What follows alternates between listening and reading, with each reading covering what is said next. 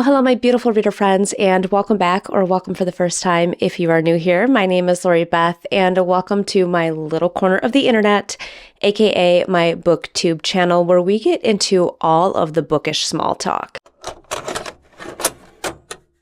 So today's video will be pretty fun to do, I guess depending on what your definition of fun is, but you know your girl loves some hot takes. So we are going to talk about all of my disappointing reads from 2024. That's right, I have already delivered to you my favorite books from last year. Now we are going to get into the nitty-gritty of the books that I really didn't enjoy from 2024. So I definitely still had my head in the clouds a little bit in my last video, as I was just coming off of the 18th century plague that I apparently caught over New Year's Eve. But we are finally thriving in 2025, and I didn't even go into the stats of what I read from last year. So let's go over that together. So for the year of 2024, I ended up reading 79 total books. That came out to 29,021 pages. My shortest book was 122 pages, and my longest book was 984 pages. And my average star rating for last year was 3.8, which was kind of surprising for me. I don't think that's bad, but it was lower than what I've done in the past. But I have to say that last year was truly one of the best reading years I have ever had personally, and it is in part because of this channel. So starting this channel at the beginning of last year really kind of changed the way that I approached reading throughout the entirety of the year, because I wanted to make sure that I was staying true to myself, always prioritizing quality over quantity, and also delivering some honest reviews on books, because I feel like that's the entire point of this platform. I wanted to create a space where we could talk openly and honestly about how we felt about books, even if the opinions are different from each other's. So that brings us back to today's video in general, which is my most disappointing reads of last year. So with that being said, we do have kind of a mixed bag of books on the list to go over today, and most of these books are under 3.5 stars, or like 3.5 and below. So I think what we are going to do is go over our 2-star or 2-ish star reads, and then we are going to go through our 3-ish star reads. I say ish because some of these do have half ratings or quarter ratings, but I think we are going to break it into those two different categories. And within those categories, I think I am going to do lowest to highest rated. But before we jump in, I would like to take a minute to thank the partner of today's video, which is Novelwicks candles. You guys know all about Novelwicks at this point in time, but if you don't, Novelwicks is an amazing small business run by a woman named Murphy, who makes the most amazing hand-poured candles that represent your favorite media. I am so beyond thrilled to announce that I am going to rep again for the spring season, and that you can use my code Lori10 to get a discount on anything that she has in her shop. So these media candles could be anything from your favorite book, movie, TV show, you name it. She has something for everyone. She also releases candles on a weekly basis, and this week SJM is back in the shop, and you are not going to want to miss this. Whether you like ACOTAR, Throne of Glass, or Crescent City, there is a candle there for you, and they always have the most beautiful graphics on them and the most delicious scents that you have ever smelled. So check out her Instagram or my Instagram for those releases that drop every week, and check out her website, link down below. Don't forget that you can use that code Lori10 to get a discount on anything in the shop. And once you go and pick out a candle for yourself, come on back to this video and drop in a comment down below which one that you chose. We do have quite a few books to go over, so we're going to go ahead and jump right in.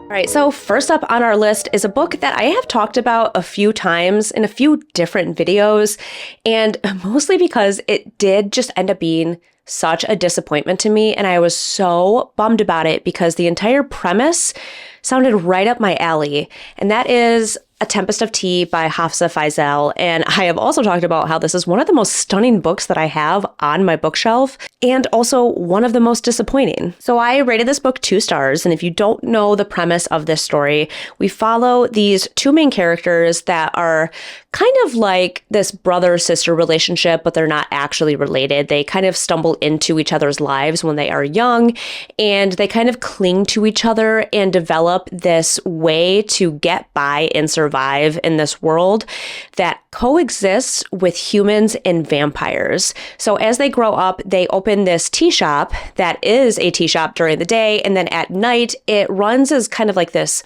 seedy underground club for vampires to go and feed on human hosts. And it's not technically above board, if you know what I mean. So this tea shop that they love more than anything in their life, it is like their will to live, ends up being threatened. They have to shut it down and kind of go on this adventure to stop some of these evil things from happening and save their tea shop. Again, the premise of this sounded so phenomenal, so right up my alley. Kind of that Six of Crows vibe, like that found family vibe, a group of misfit young adult people that are like fighting for something that they love, and also that really cool fantasy element of vampires being involved in the story as well. I don't know what it was. I felt like the writing was kind of juvenile. It felt so much more young adult than like new adult, which is not really my jam. And none of it really tracked. Like I felt like this tea shop was super important to them. And then they just kind of had to close it and then do all these other things. And it was almost like in the background most of the time. Like it almost felt forgotten about. Both of the main characters also had like these skill sets where they were able to like fight and do certain things. And I felt like there was no background on them. There was really no history on the characters. And it did have multiple POVs, which I usually like, but if it's not done well, like if you don't feel like you can connect to the characters or you're getting enough background on them, it just feels kind of disjointed and there's like a lot of flopping around. It was a major disappointment for me. I actually can't believe that I rated it 2 stars. When I looked at it again, I was like, did I really mean to rate it that? And I was like, yeah, I did. I really just didn't like this book. Please stand by. One thing about me, I will always think that I have everything I need to film a video, like I'm 100% prepared, and I am not. So here we are yet again. All right, next on our list is another 2-star read in another fantasy novel, and this is The Branded by Joe Riccioni. I'm not exactly sure how to pronounce the last name, so I apologize on that. But also look at another really beautiful, stunning book. So this was a book that I received in like a PR package. I think it just like showed up in the mail. I am on a list for a few different publishers to send ARCs, so I will sometimes just get things from publishers without knowing too much about them. But when I read the synopsis on the back of this, I was like, okay, I could get on board with this book. A century after a virus decimated the population, Isfolk is divided into 2 classes: the branded, who are vulnerable to disease, and the pure, who are stronger and immune. Orphaned twins Nara and Osha are sequestered in the Citadel, where their unbranded skin entitles them to a generous life of privilege, but as precious breeding stock. Nara itches to escape her confines and returns to the wilds of the Thornwood where she and Osha grew up. But when the sisters are ambushed and kidnapped by wasteland traders, they learn that life outside the safety of the walls is brutal, and the fraught journey across the wastelands is only the beginning. When Nara discovers she has mysterious powers linked to her uncanny hunting abilities, the sisters have no choice but to accept the help of an untrustworthy brand known only as the Wrangler. As she grows closer to mastering the skill and uncomfortably closer to the Wrangler, she soon discovers her newfound gifts could be the key to their escape and the balance of power in Isfolk.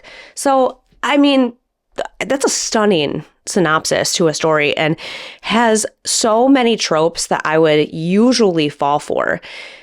First and foremost, I don't honestly remember much about this book. Like, it was so boring and bland that the plot kind of like, I lost the plot. Like, I literally lost the plot. It left my brain. Without like reading the synopsis of this on the back, I wouldn't have been able to tell you what the book is about.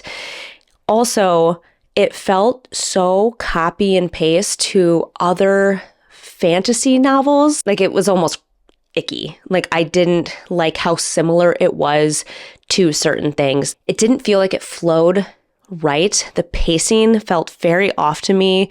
The way the romance developed, the way our main character discovers that she has like super special powers. There was just something off about the entirety of this book, and I really ended up not enjoying it, so much so that I felt like giving it 2 stars was completely warranted. And also, I don't even remember that much about it. So let's switch gears here. We're going to talk about a fiction novel and a classic novel in our first 2.5-star read. So we're moving up the list just a little bit. And that is Mrs. Dalloway by Virginia Woolf. Hate me if you want to. Hate me if you want to, but I just couldn't with this book. I thought it was so boring, so slow that I couldn't even really keep track of what was happening. I don't know, like I had a mix of emotions while I was reading this. Half of the time I was like, okay, got it, dialed in. I'm gonna read a couple of pages and like absorb. But nothing was like sticking in my brain. Do you know what I mean? Like, has that ever happened to you before when you're reading? Like, nothing just kind of like gets into the nooks and crannies of your brain and stays there. That's what this felt like to me. And then I also felt like, is it me? Like, am I not smart enough to understand this book? I had this sense that I was not knowledgeable enough to read someone like Virginia Woolf. And that is never really a great feeling. I don't actually believe that's a thing. I've talked about that before too. I don't think we're never not smart enough to read someone's writing. I think we just don't always vibe with certain writing styles or certain authors. And I know that classics can be hard already, more specifically classics that are on the older end, like early in like the 1900s, can be much different to read and comprehend because the language is just different than what we use now. Virginia Woolf is just not saying that Mrs. Dalloway slays in her dress that she's getting ready to wear for her party and that she completely understood the assignment. Like, it's just a totally different world of reading. And with that being said, I kind of just like totally jumped into this without talking about the premise. For those of you that don't know what this book is about, it follows a character named Mrs. Dalloway through the entirety of her day as she is getting ready to prepare for a party that she is holding. And it's just kind of like her thoughts and feelings throughout the day and about her family and people that she knows and people that kind of like show up from her past. And there are a few different jumps to different POVs, which also felt very jarring in the way it was written. Like you would kind of be halfway into a paragraph and then realizing that you were reading someone else's POV. And I was like, oh, God, now that makes sense because this was someone else saying that. But that's really the premise of the book. And maybe that's why it was so hard for me to grasp, because sometimes I think that format can really work, like a story about a day or like one period of time. And other times it just feels very long and dense and drawn out. And I just really didn't enjoy this one. And I'm kind of bummed about that. I'm not writing off Virginia Woolf, though, totally. I would like to try more books by her. This one just wasn't it for me. All right. And next up, another 2.5-star read. This one is a thriller/horror book, which again, I don't often grab for, but I liked the sound of this one from the description on the back of it, and that is Nestlings by Nat Cassidy. So I was really, really wanting to expand myself this last spooky season and kind of dip my toe a little bit more into the horror genre, because I really like dark, gothic, macabre, atmospheric books, but horror is something that I've always kind of struggled with because I don't really like gore. So I have to be careful what I pick up. So the back of this book sounded like something I could totally get behind. Anna and Reed needed a lucky break. The horrifically complicated birth of their first child has left Anna paralyzed, bitter, and struggling with mobility, with her relationship with Reed, and with resentment for her baby. That's about to change with the words any New Yorker would love to hear: affordable housing lottery. They've won an apartment in the Deptford, one of Manhattan's most revered buildings, with beautiful vistas of Central Park and stunning architecture.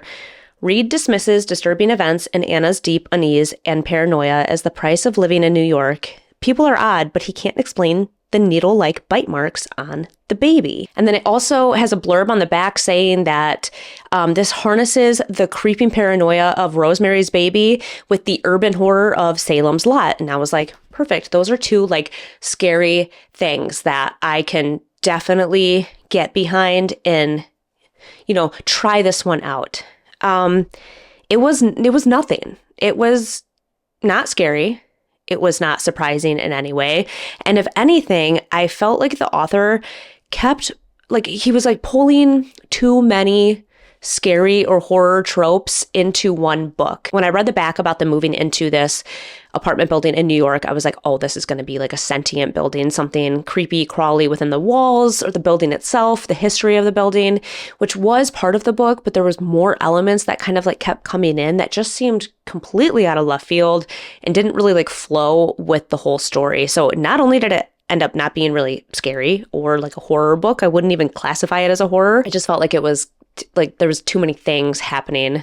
Maybe if he would have just like dialed in on one, it would have been a better story. But this one was just kind of a letdown. So moving forward and moving on to our last book in this category, and it is a 2.5-star read, another fiction book, and that is Earthlings by Sayaka Murata. And look how cute this cover is. Like, I couldn't help but want to pick this up just based on the cover alone. And this is a shorter translated novel by an author I've never read before, but have actually heard some mixed things. So in this one specifically, we follow a main character who is convinced that she is not from planet Earth. She is not an Earthling. She is from an alien planet, and she has this little stuffed hedgehog that talks to her and tells her that she is in fact from a different world, and someday when she grows up, her spaceship will come back and get her. We follow her from being a young girl through her adult life, and she always kind of hangs on to that thought. So even as an adult woman, she still fully believes all of the things that she felt when she was a child. She's like, I just don't belong here. I don't fit into like the normal formula of things. I don't want to be a baby maker. I don't want to get into the marriage machine. And it was all very gripping because the undertone of the narrative to me is what a lot of us have maybe felt at some point in our lives. Like we don't really belong with who we're with, maybe our families, the job we're in, the school we go to. We've maybe had some of those thoughts and feelings ourselves at some point in our life. But this book took a turn, like a grotesque turn that I did not see coming. Like it truly took me by surprise. So I'm going to say check trigger warnings on this book because I didn't know that much about it going into it. And I was definitely taken aback by the direction that the book went into. So I ended up rating this 2.5 stars, and I'm kind of bummed because I thought the majority of the book was pretty good, but the direction that it went in was like just so not what I wanted that it really just kind of took the whole book down for me, and that was kind of disappointing. I thought her writing was pretty compelling though, so I am definitely going to pick up more by her because I'm just kind of curious to see. I will be checking trigger warnings though, because I just don't want to like get myself into the same sitch that I did before.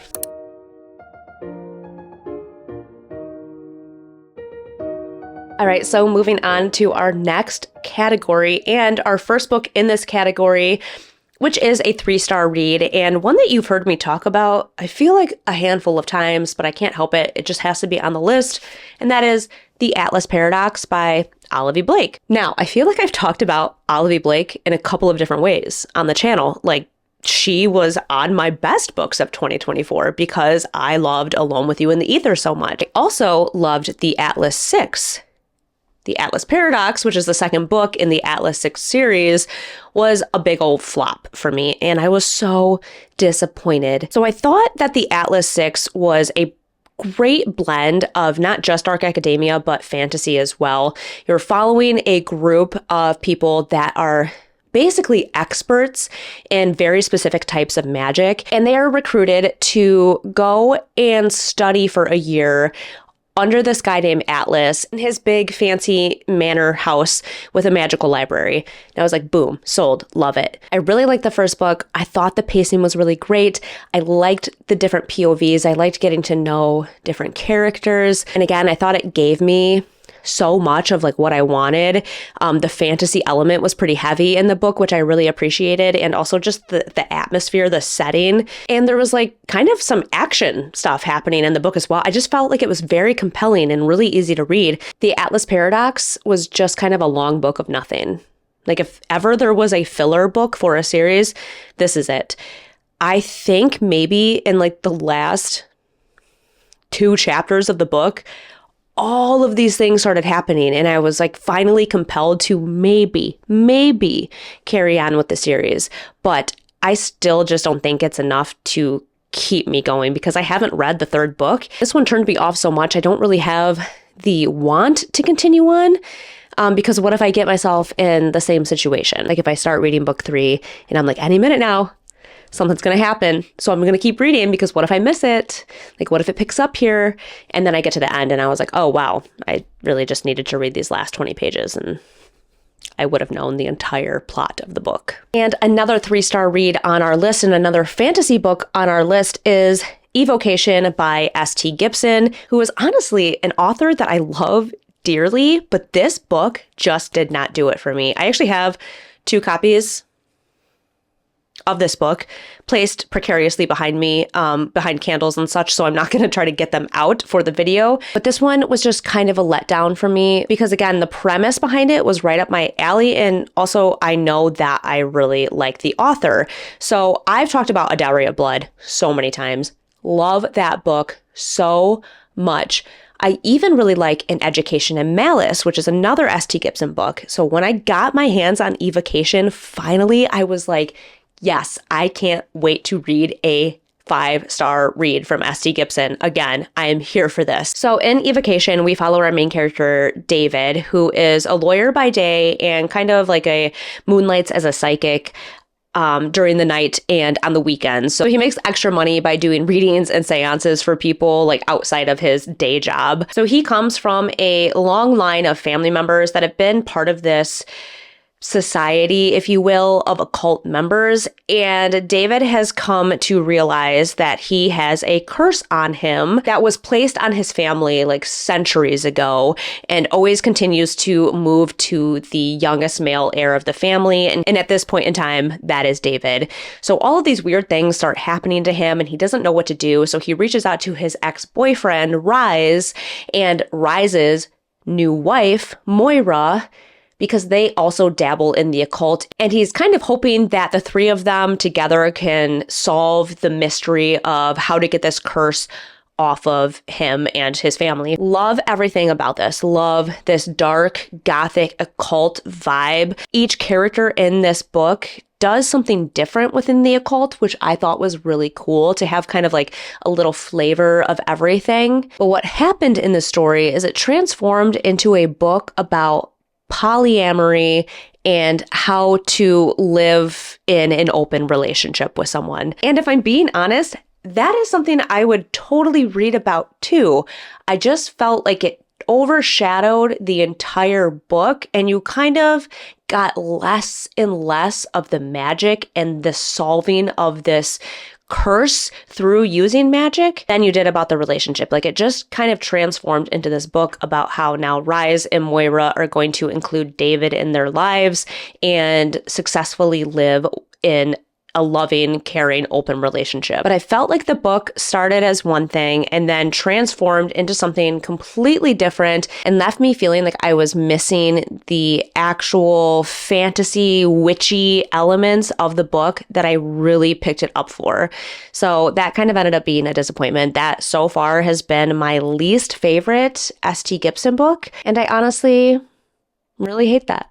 So let's get into some potentially controversial territory.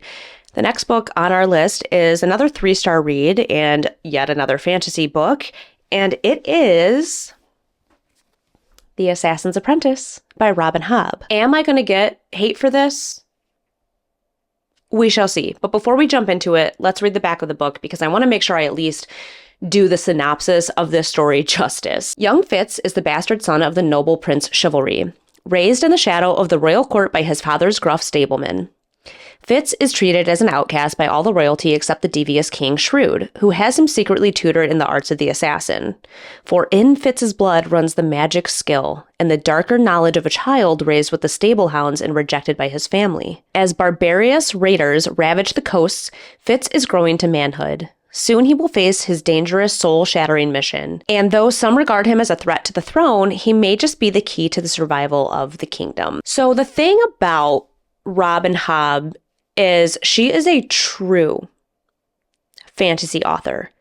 This series, this universe, is a true high fantasy, which I knew going in. So I did have open expectations as I was reading the book. I don't know if it's because this is the very first book and like the entire world, like this world that she has created, or if I just don't vibe with her writing, but it felt so slow and so dense that I had a hard time staying invested. Like I didn't necessarily want to just like pick this book up and keep reading it. Like I was like, okay, got to pick your book up, get a little bit of reading in.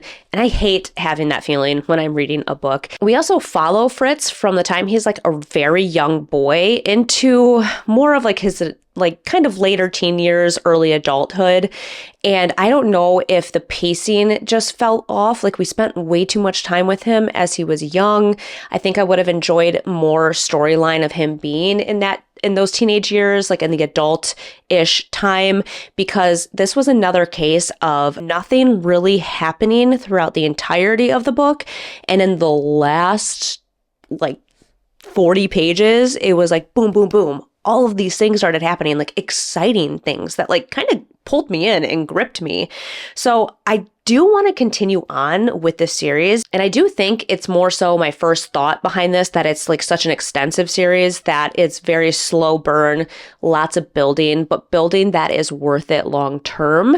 And not that I don't like vibe with her writing. At least I would hope that's not it. So I am going to continue on with this. I'm going to read book 2. And I think that will give me a better judgment of how I feel, like if I want to continue on. But this one just felt like I couldn't get anywhere.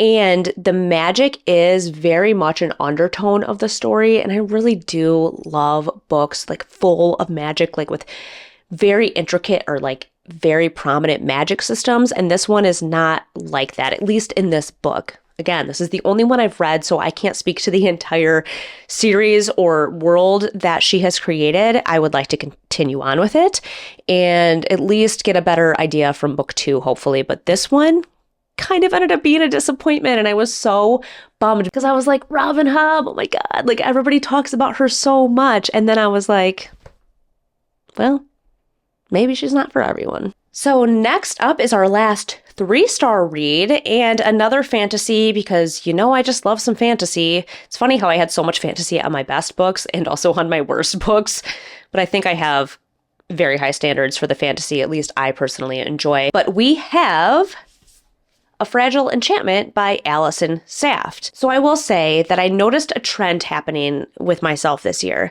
and I don't know if it was just me moving into a different season of reading, or if it's the writing of young adult novels, but young adult fantasy these days does not seem to hit for me like it used to. Like they almost feel too young adult, like more middle grade than they do new adult.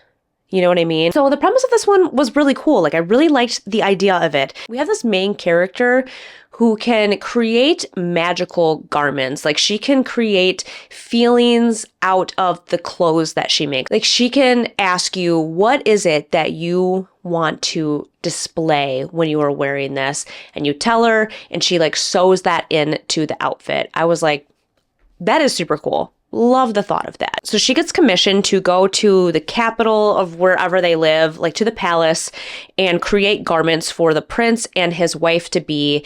And she kind of just gets involved in this whole world where she is like way out of her element, because where she comes from is like the poor part of the country and a much different world than being in the walls of this palace. So of course she gets to know the prince while she's there, who is off the bat just like a total asshole, like kind of really mean. I was a little shocked at like how awful he was in the story. And so ensues this like enemies to lovers romance, which is typically my trope. I love it so much. But I felt like this story, the way it was written at least, just felt so juvenile. I wasn't invested in any of the characters in this book. Like I didn't connect to anyone. Usually I can find one character that I am like 100% on board with. I can't even tell you one in this book that I liked more than the others. I also thought the way that they made him kind of a jerk in the beginning, like it was so dramatic, it was almost off-putting that you were like, how am I going to bounce back from this and actually end up liking this character? Because you know that's like the trend the storyline is trying to go in. And it just felt so intense that I almost just couldn't get myself to like him at all as the book went on. So with that being said, I wasn't invested in the romance either. It didn't feel very organic, and I just wasn't like rooting for them as a couple because of course they come from like two different stations. So that is like another element that was like added on top of their enemies to lovers situation that they were in. I just felt like it was too young adult for me. And again, I don't know if that's just what is happening to me, like I'm just not really a young adult reader anymore, or if the books that I keep falling into are just not written the way that I want them to be. It's hard to say, but this one just ended up being a disappointment, so that was a bummer. All right, hang in there with me, friends. We have made it to our last and final book of the video and our highest rated book out of the entire list. At 3.5 stars, another fiction novel, and this is Better by Far by Hazel Hayes. Now, I went back and forth about putting this book on the list, but because this is technically a list of not just like worst books of the year, but most disappointing books of the year, I felt like it was my duty as a book reviewer out there in the world to include this. So let's read the synopsis of this one too, so you can get a better idea of what the novel is about. Following a breakup, Kate and Finn agree on an unusual agreement. With 12 weeks left on their lease, the two will share the house they dreamt of living in together, apart, alternating week by week so that they are occupying the same space but never at the same time. On paper, the plan makes sense, but in practice, returning to a home where Finn has been and gone feels far too much like living with a ghost.